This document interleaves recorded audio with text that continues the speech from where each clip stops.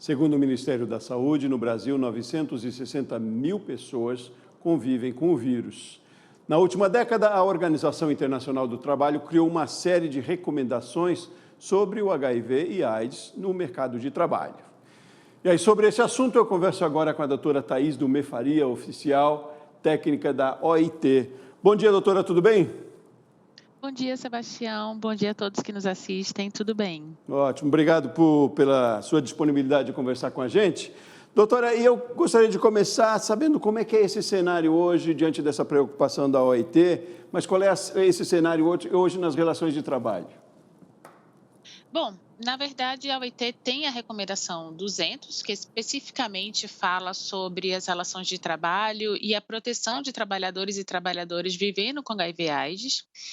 Existe um mecanismo, uma coordenação geral, inclusive impulsionada por empresas no mundo inteiro, trabalhando com o tema para que tenham políticas locais que ajudem a proteger as pessoas que são trabalhadores e trabalhadoras dos preconceitos que são oriundos da situação e do seu status de pessoas vivendo com HIV/AIDS. Então, é importante que tenham políticas locais e que essas empresas possam ser instruídas de quais mecanismos devem ser feitos, o que pode e o que não pode ser, e que também trabalhadores e trabalhadoras e os próprios sindicatos que os representam tenham consciência dos processos por onde ter informação e aonde denunciar. Mas a gente convive há 40 anos, né, com o vírus, com a doença, ainda assim a gente tem casos de discriminação. Como é que é a situação, eu digo, nesse sentido?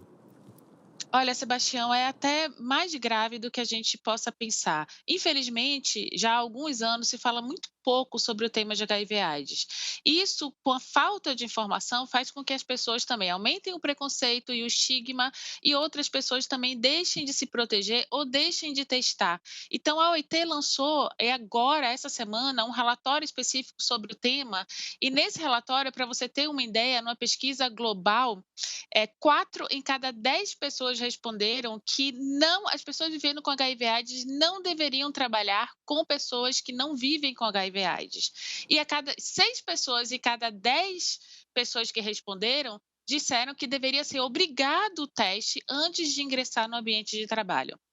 Então, isso demonstra que, infelizmente, nós temos ainda um largo caminho a percorrer, que o preconceito existe, que o preconceito é real, que ainda existe local de trabalho obrigando trabalhadores e trabalhadoras a fazer esse exame de HIV/AIDS e provar, né, o seu status positivo ou negativo, divulgando o resultado de pessoas que é uma situação absolutamente privada e ninguém tem o dever ou a obrigação de falar sobre seu status em nenhuma situação. Isso ainda existe e ainda existe um desconhecimento tão grande da população que faz com que as pessoas creem que existe algum tipo de risco em conviver, em viver com a pessoa vivendo com HIV/AIDS. Nossa, infelizmente e realmente preocupante, né, doutora? Agora, qual é a responsabilidade dos empregadores nesse processo? Então, existe uma responsabilidade que eu acho que a geral é com relação à prevenção, que é falar sobre o tema. Não se previne uma situação de discriminação sem falar, sem discutir, sem criar canais seguros de comunicação para que todos possam dialogar sobre isso. Então, fazer de conta que não existe o problema não ajuda. É importante que se crie esses canais para evitar situações de discriminação. Esse é o primeiro ponto, porque o que a gente quer não é responsabilizar, o que a gente quer é que não aconteça situações de discriminação. Então, é importante que exista uma política muito clara com relação a e pode ser baseada, deve ser baseada na recomendação 200 da OIT, que tem uma lista de possibilidades que as empresas, que os governos podem adotar para proteger da discriminação nesses casos, tirar dúvidas com os órgãos que trabalham com o tema, isso é importante, manter esses canais e, em caso de haver situações específicas de discriminação, não duvidar e ter ação imediata para que isso fique claro naquele ambiente, que a discriminação não é tolerável. Claro, não pode acontecer, mas em acontecendo, infelizmente, a gente vê que acontece, quais são as retaliações, ou melhor, quais são os direitos do empregador, do trabalhador nesse caso, né? Em caso de demissão, Claro. por exemplo, dando aí como um exemplo, mas de forma geral, qual é o direito do trabalhador? Bom, isso é uma situação clara, típica de discriminação no local de trabalho. Ela é baseada na Convenção, inclusive, 111 da OIT, que fala sobre situações de discriminação no trabalho.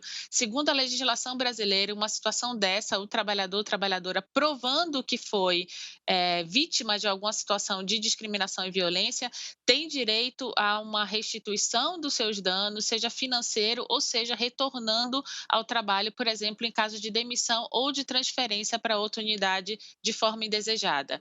Então, o Uhum. Ministério Público do Trabalho tem canais de denúncia que são abertos para qualquer lugar do país, mas essas pessoas também podem procurar os outros órgãos próximos, que é uma situação clara que está prevista na legislação.